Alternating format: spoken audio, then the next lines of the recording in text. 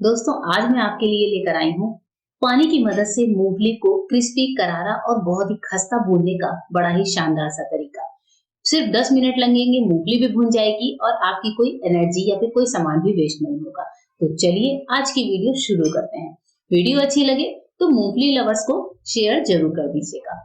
तो जैसा कि आपको पता है सर्दियों के दिन चल रहे हैं, ऐसे में मैंने भी अपने घर में ढेर सारी मूंगफली लाकर रखी है, क्योंकि जब हम मार्केट से भुनी भुनी मूंगफली लेकर आते हैं तो वो महंगी भी बहुत पड़ती है और बार बार हम कितना लेकर आए। तो मैंने क्या किया कि ढेर सारी मूंगफली खरीद कर मैं ले आई।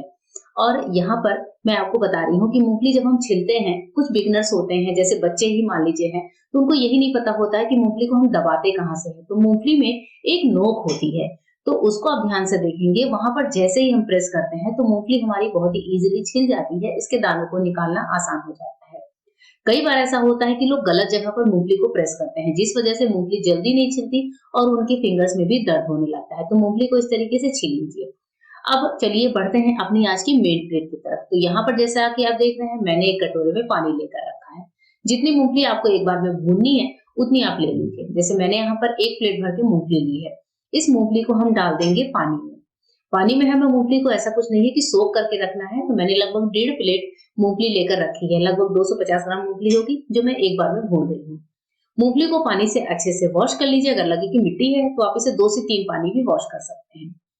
उसके बाद से पानी से मूंगफली को निकाल कर किसी छन्ने में रख लीजिए। छन्ने में रखने के बाद आपको ध्यान रखना है कि मूंगफली को बहुत ज्यादा पानी मतलब इसका निकालना नहीं है। जैसे ही हम इसको छाने उसके बाद से हम बढ़ेंगे अपने अगले प्रोसेस की तरफ। तो मूंगफली को साइड करती हूँ और मैंने यहाँ पर ले लिया है प्रेशर कुकर। प्रेशर कुकर में हम क्या करेंगे, बस हल्का सा देशी घी इस तरीके से ब्रश कर देंगे। देशी घी ले सकते हैं आप, कोई ऑयल भी ले सकते हैं। इस तरह से प्रेशर कुकर में नीचे तली में हल्का सा प्रिकॉशंस के लिए हम थोड़ा सा देशी घी अप्लाई कर देते हैं। अब इसके बाद से हमने जो मूंगफली को अच्छे से भिगा कर रखा हुआ है पानी से निकाल कर, वो मूंगफली आप यहाँ पर ऐड कर दीजिए। अब इसके बाद से आपको प्रेशर कुकर का ढक्कन लगाना है। ये मूंगफली भुनेगी सिंपल ऐसे ही। पूरा प्रोसेस मैं आपको बताऊंगी।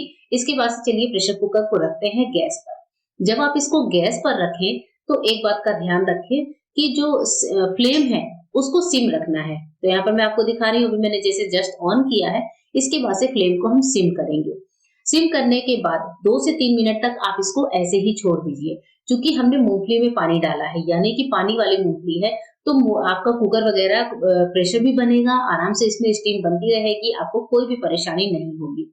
2 से 3 मिनट होने के बाद आपको क्या करना है, प्रेशर कुकर को इस तरह से उठाना है और बस ऐसे ही घुमा देना है, जिससे अंदर की जो मूंगफली है वो आपस में एक दूसरे में मिक्स हो जाए। ये काम आपको हर दूसरे तीसरे मिनट पर करना है। तो कुल 10 मिनट में आपको 3 से 4 बार ये काम करना होगा। 10 मिनट के बाद आप गैस को बंद कर दीजिए। गैस को तुरंत नहीं खोलेंगे, इसको हम पहले अच्छे से ठंडा होने देंगे। अच्छा, आप देखेंगे कि प्रेशर कुकर में बहुत ही हल्की-हल्की सी स्टीम बनेगी, बहुत ज़्यादा स्टीम नहीं बनेगी, क्योंकि हमने मूंगफली में पानी डाला हुआ है, तो इस वजह से स्टीम बनती रहेगी। 10 मिनट, ज़्यादा से ज़्यादा 12 मिनट, उससे ज़्यादा आपको इसको गैस पर नहीं रखना है। जब 10 से 12 मिनट हो जाएँ, तो आप प्रेशर कुकर का प्रेशर अच्छे से निकलने दीजिए और उसके बाद इसको देखिए। अब आप देख रहे हैं कि मूंगफली आपके सामने है। देखिए मूंगफली कितनी बढ़िया तरीके से सिक गई है और जो प्रेशर कुकर की तली है उसमें भी कोई प्रॉब्लम नहीं होती है। देखिए इस तरीके से है। ये प्रेशर कुकर को जब हम मांज देंगे तो ये क्लीन हो जाएगा। अब ये मैं मूंगफली आपको छिलकर दिखाऊंगी, फोड़कर भी दिखाऊंगी। तो मूंगफली आपको दिख रही है, बिल्कुल सोधी-सोधी सी मूंगफली सिकी है, बहुत ही बढ़िया, जैसे हम लोग बाहर से सिकवा कर लाते हैं। पूरी मूंगफली की पहचान होती है कि इसके छिलके बहुत ही आसानी से उतर जाते हैं। मूंगफली चूंकि अभी थोड़ी गर्म है, इसलिए छिलके ऐसे ही हल्के से चिपके रह गए। जैसे ये ठंडी होगी तो इसके जो छिलके हैं वो भी बहुत ही इजीली उतर जाते हैं। देखिए मैं वही मूंगफली उठा रही हूँ जो ऊपर से आपको लग रहा होगा कि कम भुनी है, इसलिए मैं जानबूझकर वही मूंगफली उठा रही हूँ। लेकिन इसके छिलकों को जैसे ही हम रगड़ते हैं तो आप देखेंगे छिलके निकलने लगते हैं। इस तरीके से 10 मिनट में जो सिकी हुई मूंगफली है वो बहुत ही खस्ता बनती है, करारी बनती है। सर्दियों में आराम से रजाई में बैठकर भुनी हुई मूंगफली को आप एंजॉय कर सकते हैं। मैंने आपको जो ब्राउन मूंगफली थी वो भी छिलकर दिखा दिया है, साथ ही जो नॉर्मल दिख रही है उसको भी। तो इस तरीके से आप एक बार में मूंगफली खाने लायक प्रेशर कुकर में भून सकते हैं, सिर्फ और सिर्फ पानी की मदद से। कैसी लगी टिप जरूर बताइएगा। आइए बढ़ते हैं, एक और टिप देखते हैं। जब हमारे पास मूंगफली के छिलके हों तो आप इनका इस्तेमाल कैसे कर सकते हैं। इनका इस्तेमाल आप अपने प्लांट्स लगाते समय ग्रो बैग में या फिर गमले में नीचे कर सकते हैं। जैसे मैं सारे मूंगफली के छिलके इकट्ठे कर लेती हूँ और फिर जब भी मुझे कोई प्लांट लगाने होते हैं, मैं तो वैसे भी प्लांट लवर हूँ, तो इस तरीके से मैं क्या करती हूँ, अपने ग्रो बैग में या फिर गमले में नीचे डाल देती हूँ।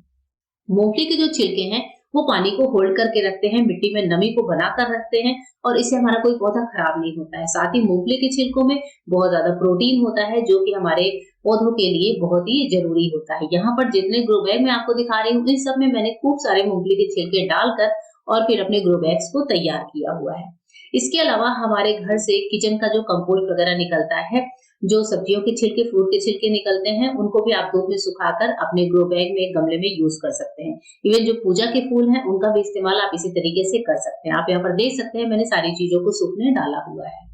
एक और टिप बताती हूँ कि जब भी हम लोग नए जूते खरीदते हैं, तो जो हमारे नए जूते होते हैं वो पीछे से काटते जरूर हैं। मतलब अगर आप इनको पहनेंगे थोड़े भी टाइट है तो हमारे पैरों में थोड़े से छाले टाइप के निकल जाते हैं। इसके लिए आपको क्या करना है, सेलो टेप लेना है। 2 से 3 सेलो टेप इस तरीके से जूते में पीछे वाले पार्ट में लगा दीजिए। सेलो टेप चौड़ी है तो फिर आपको एक टुकड़ा ही लगाना होगा। मेरे पास पतली सेलो टेप है तो इस तरह से मैंने क्रॉस में लगा दिया। अब जब हम जूता पहनेंगे तो हमारे पैरों में छाले नहीं पड़ते हैं। इसके अलावा अगर आप सेलो टेप नहीं लगाना चाहते तो आप कोई मोम ले लीजिए, मोम का टुकड़ा, और मोम को पीछे इस तरीके से जूते के अंदर रब कर दीजिए। इससे भी हमारे पैर कटते नहीं है और पैर बिल्कुल सॉफ्ट रहते हैं। तो इस तरीके से दोनों ही तरीका आप अपना सकते हैं। नेक्स्ट टिप है इस तरह के थैलों को लेकर। कपड़े के थैले मार्केट से खूब आते हैं। इनको इस तरीके से अगर हम अरेंज करके रखें तो ये देखने में भी अच्छे लगते हैं, स्पेस ऑर्गेनाइज भी रहता है और ये हमारा घर जो है एकदम मैशी मैसी सा रहता है, वो भी नहीं दिखता है। तो इस तरीके से सारे थैलों को अरेंज करके रखिए। इसको आप कहीं पर हैंग भी कर सकते हैं। जब भी हम केले घर लेकर आते हैं मार्केट से तो आपने देखा होगा केले बहुत जल्दी से काले पड़ जाते हैं या फिर केला हमारा सड़ने लगता है। ऐसे टाइम पर आपको क्या करना है, लेना है मोम। तो मोम ले लीजिए और मोम को जला लीजिए। मोम को यहाँ पर जलाना है और मोम को जलाने के बाद इसको इस तरीके से पलटकर केले के डंठल पर जो पिघली हुई वैक्स है उसको डालना है। तो ये काम आप मोम को पिघला कर भी कर सकते हैं। मैं यहाँ पर इसको वैक्स जो मैंने मोम जलाई है उसको मैं पलटकर जो इसकी वैक्स गिर रही है उसको मैं डंठल पर ही इस तरीके से गिरने दूंगी। हमारे जो केले के डंठल है उस पर एक कोटिंग हो जाती है और इस तरीके से हमारे जो केले हैं वो जल्दी खराब नहीं होते हैं। तो ये हमारे केलों को सिक्योर भी करता है। एक और टिप बताती हूँ, जब एक्सपायरी दवाइयां हो आपके पास तो आप किसी खलबट्टे में, इमामदस्ते में लेकर इनको अच्छे से कूट लीजिए, पाउडर बना लीजिए और उसके बाद से किसी बर्तन में डाल दीजिए।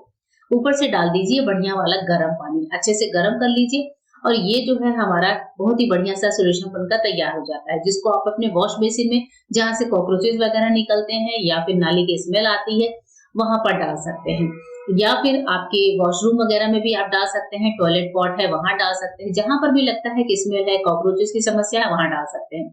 इसके अलावा इस पानी को अच्छे से ठंडा करके, नॉर्मल करके आप अपने पौधों में डालिए। हमारे पौधों की बहुत अच्छी सी ग्रोथ रहती है और इस तरीके से हमारा काम आसान हो जाता है।